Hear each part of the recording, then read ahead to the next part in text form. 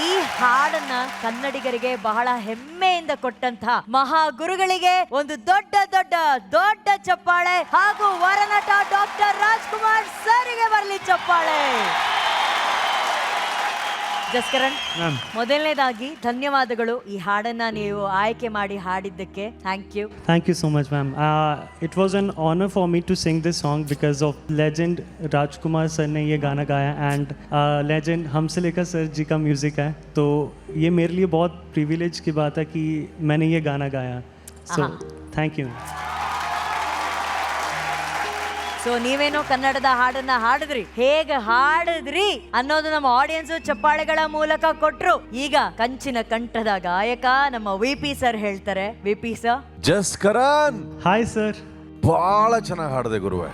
ನಿಜಕ್ಕೂ ನಾನು ನಿನ್ನ ಪ್ರಯಾಣದ ಬಗ್ಗೆ ಯೋಚಿಸ್ತಾ ಇದ್ದೆ. ಎಲ್ಲಿಂದ ಶುರು ಮಾಡಿದೆ ನೀನು, ಎಲ್ಲಿ ಶುರು ಮಾಡಿ ಎಲ್ಲಿಗೆ ಬಂದು ನಿಂತಿದ್ದೀಯಾ, ಎಂಥ ಹಾಡನ್ನ ಆಯ್ಕೆ ಮಾಡಿ ಇವತ್ತು ಹಾಡಿದ್ದೀಯಾ. ಕನ್ನಡ ಭಾಷೆ ಬಹಳ ಶ್ರೀಮಂತ ಭಾಷೆ, ಆದರೆ ಅದು ಬಹಳ ಸರಳವಾದಂಥ ಭಾಷೆ. ಕನ್ನಡಿಗರು ಬಹಳ ಶ್ರೀಮಂತ ಸಂಸ್ಕೃತಿ ಉಳ್ಳವರು, ಆದರೆ ಬಹಳ ಸರಳವಾದ ವ್ಯಕ್ತಿತ್ವ. ಈ ಹಾಡನ್ನು ಹಾಡಿದ ಡಾಕ್ಟರ್ ರಾಜ್ಕುಮಾರ್ ಅವರು ಶ್ರೀಮಂತ ವ್ಯಕ್ತಿ, ಆದರೆ ಬಹಳ ಸರಳವಾದ ವ್ಯಕ್ತಿ.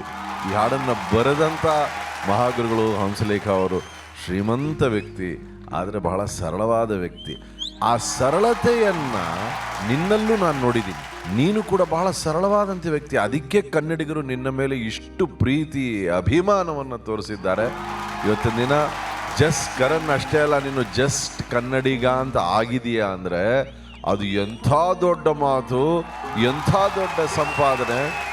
ಇವತ್ತು ಅದಕ್ಕೆ ಒಂದು ನಿದರ್ಶನ. ನೀನು ಹಾಡಬೇಕಾದ್ರೆ ನಿನ್ನ ಎಲ್ಲ ಅಭಿಮಾನಿಗಳು ಕೆಲವೇ ಸಮಯದಲ್ಲಿ 3-4 ತಿಂಗಳಲ್ಲಿ ಇಷ್ಟು ಅಭಿಮಾನಿಗಳನ್ನು ಸಂಪಾದನೆ ಮಾಡೋದು ಭಾಳ ದೊಡ್ಡ ವಿಷಯ.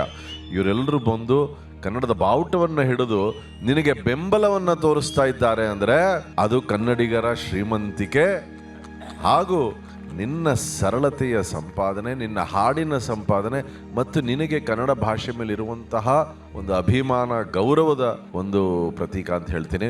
Thank you so much Jaskaran. Love you brother. God bless. Thank you sir. ಧನ್ಯವಾದಗಳು ವಿಪಿ ಸರ್. ಗುರುಗಳೇ, ಜಸ್ಕರಣ್ ಒಂದು ಚಿಕ್ಕ ಆಸೆ ಅಂತಾನೆ ಹೇಳ್ಬೋದು. ಹುಟ್ಟಿದರೆ ಅಂತ ಹಾಡ್ಬಿಟ್ಟು I like singing the song ಅಂತ ಇಂಗ್ಲಿಷಲ್ಲಿ ಬಂತು.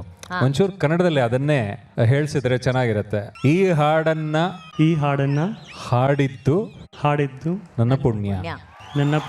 That completes the entire effort ಅಂತ ಅನ್ನಿಸ್ತು. ಸುಮ್ಮನೆ ಕನ್ನಡ ಅದಿದು ಅಂತೆಲ್ಲ ನಾವು ಹೇಳ್ತಾ ಇರ್ತೀವಿ, ಬಟ್ ಆದರೆ ಅದನ್ನು ಸಂಭ್ರಮಿಸೋದಿದೆಯಲ್ಲ, ಅದು ಒಂದು ಕಲೆ. ಅದು ಇಂಥ ಒಂದು ಜೀವನದಿಯಿಂದನೇ ಸಾಧ್ಯ. ಅದು ನಮ್ಮ ಪುಣ್ಯ. ನಾವು ಟ್ರ್ಯಾಕ್ಸ್ ಹಾಡಿ ಚಾಮುಂಡೇಶ್ವರಿಯಲ್ಲಿ ಅದು ಒಂದು ದೊಡ್ಡ ಸಂಭ್ರಮ. ಅದು ಅಣ್ಣವ್ರು ಬಂದು ಒಂದೊಂದು ಹಾಡನ್ನು ಕಲಿತು ಅದನ್ನು ಹಾಡಬೇಕಾದ್ರೆ ಸರ್ ನಮಗೆ ನೊಟೇಷನ್ಸ್ ಕೊಟ್ಟು ಅದನ್ನು ಅವ್ರಿಗೆ ಹೋಗಿ ಅದನ್ನು ಸಾಹಿತ್ಯ ಹೇಳುವಂಥದ್ದು. ವರದರಾಜ್ ಅವರು ಇರ್ತಾಯಿದ್ರು, ಅವರ ತಮ್ಮ. He used to also give lots of input to every song. Sir ಹಾಡಿದ್ದೆ ಅಷ್ಟು ಹಾಡುಗಳಿಗೆ. ಸೊ ಅದು ಅವ್ರು ಹಾಡೋದು, ಗುರುಗಳು ಅದನ್ನು ಹೇಳ್ಕೊಡೋದು, ಅವ್ರು ಹಾಡೋದು ಅದೇ ಒಂದು ದೊಡ್ಡ ಇನ್ಸ್ಟಿಟ್ಯೂಷನ್ ಥರ ಇರ್ತಾಯಿತ್ತು. ಪ್ಲೇಬ್ಯಾಕ್ ಸಿಂಗಿಂಗ್ ಆಫ್ ಇಮೋಷನ್ಸ್ ಎಲ್ಲನೂ ಅದಷ್ಟು ಮತ್ತೊಮ್ಮೆ ಮೆಲ್ಕು ಹಾಕುವಂಥ ಸಂದರ್ಭ ಇದು. ಜೊತೆಗೆ ಜಸ್ಕರಣ್ ರೇಂಜು ಅದ್ಭುತವಾಗಿದೆ, ಟೋನಲ್ ಕ್ವಾಲಿಟಿ ಅದ್ಭುತವಾಗಿದೆ. ಮುಂದೆ ಹೋಗ್ತಾ ಹೋಗ್ತಾ ಹೋಗ್ತಾ you should also speak in Kannada, which is what we would love to listen, especially from you actually.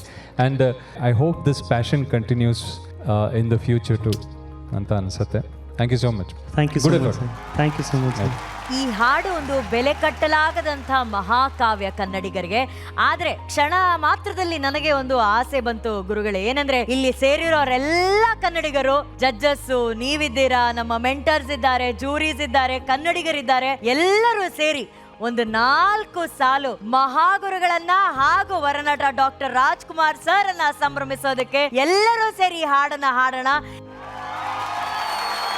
ಸಿರಿಗನ್ನಡಂ ಗೆಲ್ಗೆ, ಸಿರಿಗನ್ನಡಂ ಬಾಳ್ಗೆ. ಡಾಕ್ಟರ್ ಹಂಸಲೇಖ ಮಹಾಗುರುಗಳಿಗೆ, ವರನಟ ಡಾಕ್ಟರ್ ರಾಜ್ಕುಮಾರ್ ಸರಿಗೆ. ಮಹಾಗುರುಗಳೇ, ಇದು ಶುಭಾರಂಭ ಅಲ್ವಾ? ಒಳ್ಳೆಯ ಹಾಡಿನೊಂದಿಗೆ ನಮ್ಮ ಸ್ಪರ್ಧೆ ಶುರುವಾಗಿದೆ. ಈ ಹಾಡಿನ ಆಯ್ಕೆಗೆ ಜಸ್ಕರಣ್ಗೆ ಅಭಿನಂದನೆ. ಈ ಹಾಡು ಹುಟ್ಟಿದ್ದು ಒಂದು ವಿಗ್ರಹದಿಂದ. ಡಾಕ್ಟರ್ ರಾಜ್ಕುಮಾರ್ ಅವರ ಮುಖ ಮಾತ್ರ ಸುಂದರವಾಗಿಲ್ಲ, ಅವರ ಇಡೀ ಶರೀರ ಕಡೆದ ವಿಗ್ರಹ. ಅವರು ನಿಂತರೆ ಅದೊಂದು ವಿಗ್ರಹ. ಆ ವಿಗ್ರಹ ನೋಡಿದ್ದಕ್ಕೆ ಸಿಕ್ಕಿದ ಅನುಗ್ರಹ ಈ ಹಾಡು. ಓಹೋ, ಹುಟ್ಟಿದರೆ ಕನ್ನಡ ನಾಡಲ್ಲಿ ಹುಟ್ಟಬೇಕು ಅಂತ ನಾವು ಹೇಳ್ಕೊಳ್ಳೋದು ಬೇರೆ, ಜಸ್ಕರನ್ ಹೇಳೋದು ಬಹಳ ವಿಶೇಷ, ಬಹಳ ವಿಶೇಷ. ಈ ಹಾಡು ತುಂಬ ಚೆನ್ನಾಗಿ ಹಾಡಿದೆ, ಎರಡನೇ ಮಾತಿಲ್ಲ. ನಿನಗೆ ಲಿರಿಕ್ಸ್ ತೊಂದರೆ ಇದೆ ಅದು ಗೊತ್ತಾಯಿತು, ಆದರೆ ಈ ಹಾಡಿಗಿನ ಸ್ವಲ್ಪ ಕಂಠ ಸ್ವಲ್ಪ ದಪ್ಪದಾಗಿರಬೇಕು ಅನ್ನೋದು ನಮ್ಮ ಆಸೆ. ಆದರೂ ನೀನು ಹಾಡಿದ್ದು ತುಂಬ ಚೆನ್ನಾಗಿ ಹಾಡಿದೆ, ಅಲ್ಲಿ ಇಲ್ಲಿ ಮಿಸ್ ಆಯಿತು, ಅದೆಲ್ಲ ಮರ್ತು ಬಿಡು. ಧನ್ಯವಾದಗಳು, ಧನ್ಯವಾದಗಳು ಮಹಾಗುರುಗಳೇ.